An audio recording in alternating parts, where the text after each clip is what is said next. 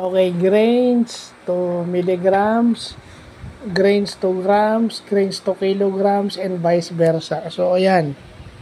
So, makikita natin na yung isang grain pala is 64.799 milligrams o 65 milligrams ang isang grain.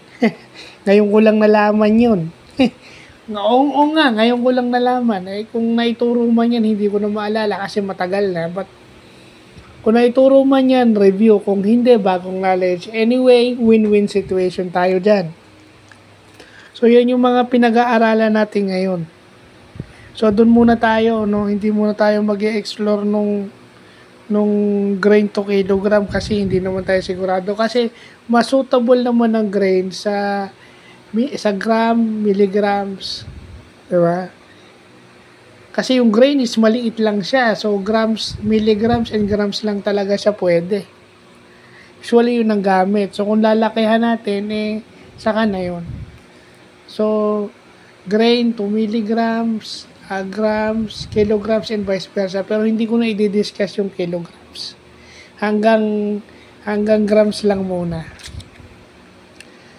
So, yun lang po.